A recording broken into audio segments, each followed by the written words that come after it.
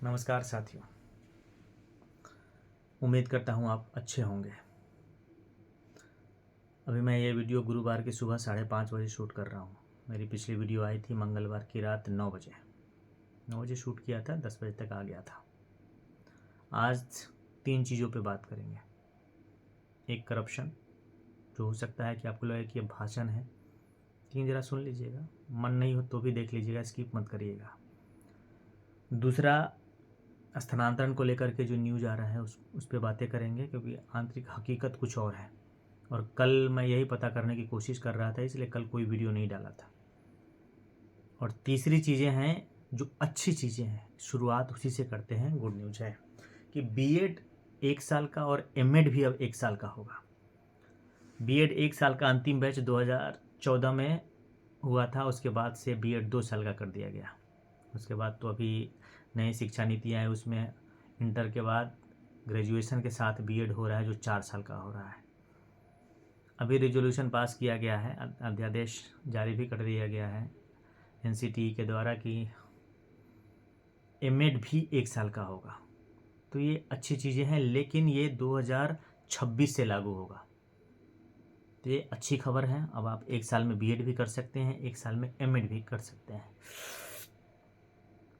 स्थानांतरण पे लास्ट में बात करेंगे जो न्यूज़ आ रहा है, लेकिन उससे पहले जो चीज़ें अभी आपने लगभग 10 दिनों से देखा होगा, जो एक डीओ साहब के यहाँ बोरी भर भर के पैसा मिला, हर जगह वो न्यूज़ छाया रहा। मैं देख रहा था।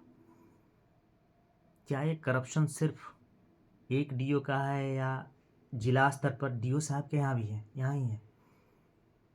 इतने करप्शन है आपके सामने, आपके स्कूलों में भी करप्शन है, आपके प्रखंड में करप्शन है, शिक्षा विभाग में करप्शन है। और जब आप चिंतन प्रक्रिया में जाइएगा ना, तो हर जगह आपको दिखेगा करप्शन का हिस्सा है हम। भले ही वो पकड़े गए हैं, इसलिए वो न्यूज़ सामने आ गया है। या आपके स्कूल में करप्शन नहीं हो रहा है?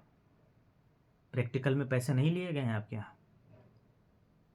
बहुत सारे स्कूल है जहाँ पे एचएम ने पैसा वसूला है प्रैक्टिकल में, मैट्रिक और इंटर के प्रैक्टिकल में। क्या आपने शिक्षा विभाग को सूचना दी? आपने आवेदन दिया? क्या गलत हुआ है हमारे स्कूल में? और कौन है करप्शन करने वाले? एचएम कौन है? जो पहले से चले आ रहे थे, 8 साल पढ़ाए हैं, वही है? या फिर जो बीपीएससी में भी चुन करके आए हैं, उन लोगों ने भी, उन टीचरों ने भी पैसा लिया है? बहुत ही ईमानदारी से वो लोग एग्ज़ाम पास करके आए थे। जो 440 जो एचएम पास हुए थे, पहली बार जब बीपीएससी ने एग्ज़ाम लिया था, आज से 2 साल पहले लगभग ज्वाइन किए थे, फरवरी में, 23 के फरवरी में। उनसे तो बड़ी उम्मीदें थी, लेकिन वो लोग कौन थे, उसका बैकग्राउंड क्या था? पहले नियोजित थे, पढ़ा रहे थे, फिर आए, और सारा स्कूल का सिस्टम उन्हीं के अंदर है। अभी भी जो एचएम बने हैं, 40,000 चुने गए हैं, वो भी नियोजित होकर के आए हैं। आपको लगता है कि मैं नियोजित कर रहा हूँ तो बुरा लग रहा होगा, लेकिन सवाल ये है कि सिस्टम को चला कौन रहा है? वो स्कूल का कह लीजिए एक बॉस होते हैं एचएम, और उनके आदेश से पैसा लिया गया होगा। ऐसा नहीं है, किसी टीचर की हिम्मत नहीं है कि बिना एचएम के आदेशानुसार वो पैसा वसूल ले। और मैं आप बीपीएससी शिक्षकों से कह रहा हूँ कि आपने क्या किया? आपने कंप्लेन किया? नहीं किया ना? क्यों नहीं किया? क्योंकि आपको लगता है कि उन्हीं के अंडर में काम करना है, रहना यही है। क्यों लड़ने जाए हम? तो यहाँ आपका एक समाज काम कर रहा है कि कितने आप सेल्फिश होते जा रहे हैं। नहीं बदलेगा सिस्टम बहुत कुछ, क्योंकि आप भी वो चीज़ें देख रहे हैं ना कि ये एचएम पैसा ले रहे हैं, वसूलवा रहे हैं। कल को आप भी उस पोस्ट पे जाएंगे तो आप भी वही करेंगे। मैं हो रहा है इसलिए बातें कर रहा हूँ, हुआ है इसलिए बातें कर रहा हूँ। और ऐसा नहीं है कि एक स्कूल की बात है, ये बिहार की हज़ारों स्कूल की बात है। भले ही वो मामला पहुंचा नहीं हो शिक्षा विभाग में, भले ही वो कार्रवाई नहीं हो पा रही हो शिक्षा विभाग से, लेकिन ये हकीकत है। तो जब हमें भी मौका मिलता है ना, तो हम भी उस करप्शन का हिस्सा बन जाते हैं। पैसा वसूल लेना चाहते हैं, जितना निचोड़ सकते हैं निचोड़ लेना चाहते हैं।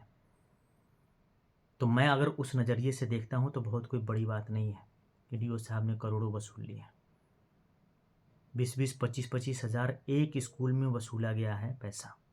और जहाँ 500-500, 600-600, 700-700 स्टूडेंट है ना, वहाँ तो लाखों वसूले गए हैं। समझ लीजिए एक स्कूल में 1 लाख। तो ये एक पंचायत में अगर हाई स्कूल हैं तो आपको जुड़ा देता हूँ आंकड़ा। बिहार में 84,000 पंचायत है, जिसमें कम से कम 30 से 35% स्कूलों में 8400 पंचायत है, सॉरी, 30 से 35% स्कूलों में पैसा वसूला गया है। अगर एवरेज हम 20,000 भी मान लेते हो तो आप गुना कर लीजिएगा कितना पैसे वसूले गए हैं। किसके पैसे थे वो? उन गरीब बच्चों के पैसे थे, उनके गार्जियन पढ़ाने के लिए भेजते हैं जो मजदूरी करते हैं बाहर में। कोई भी जो सरकारी स्कूल में पढ़ता है बहुत अच्छे घर का बच्चा नहीं पढ़ता है, मैं दावे के साथ कहता हूँ। और आप टीचर हैं ना, सरकारी स्कूल में ही टीचर है ना, नियोजित भी रहे होंगे या बीपीएससी हैं, आपके बच्चे भी सरकारी स्कूल में नहीं पढ़ते हैं क्योंकि आपके पास एक मुफ्त इनकम आ रहा है। इसीलिए सिर्फ गरीब के बच्चे पढ़ते हैं सरकारी स्कूल में। उन लोग से आप पैसा वसूल रहे हैं, देख रहे हैं तमाशा चल रहा है स्कूल में।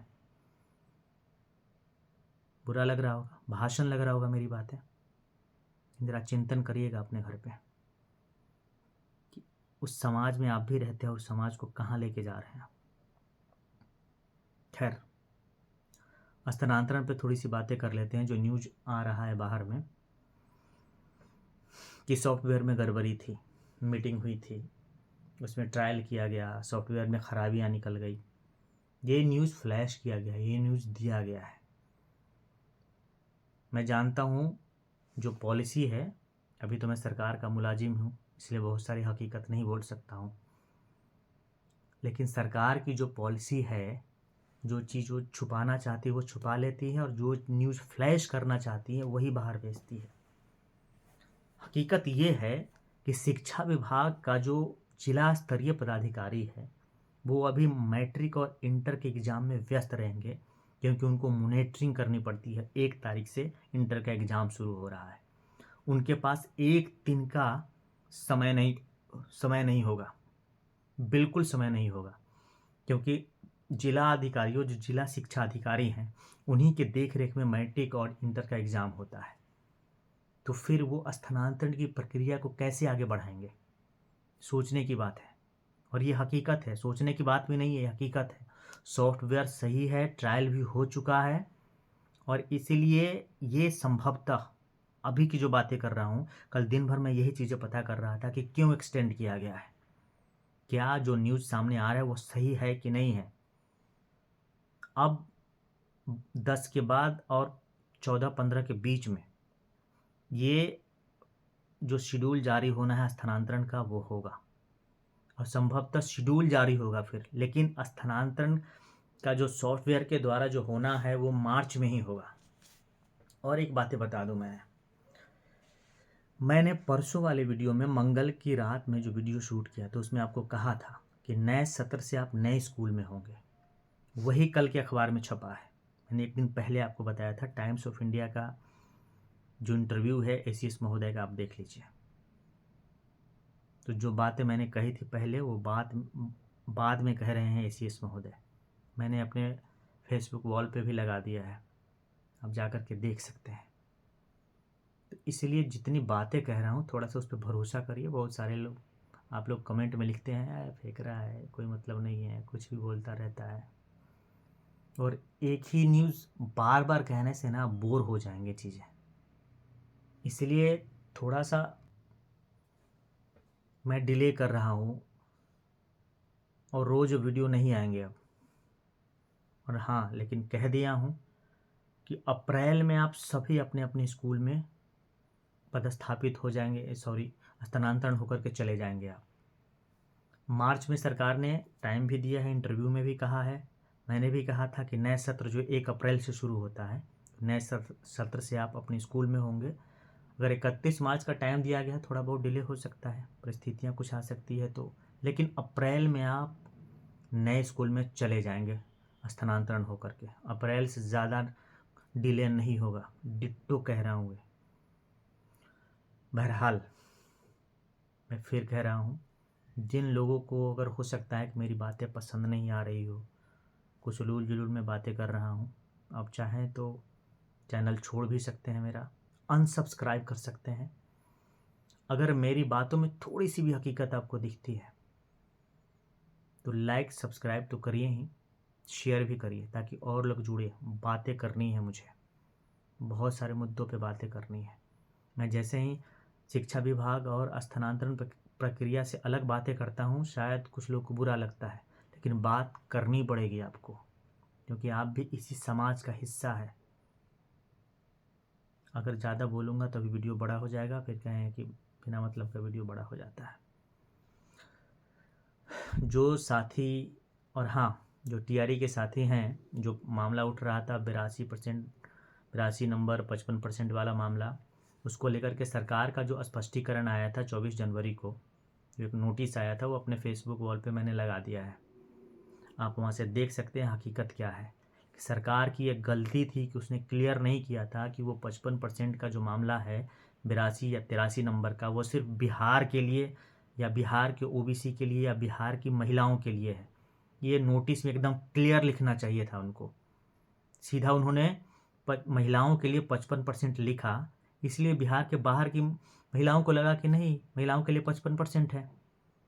उनको क्लियर करना चाहिए था कि बिहार की महिलाओं के लिए 55% है सीटेट में मार्क्स, उसको माना जाएगा।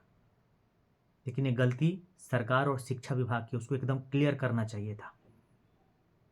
खैर, लाइक सब्सक्राइब और शेयर ज़रूर करिएगा। फिर अगले वीडियो में बात होगी। मैं अशोक क्रांति।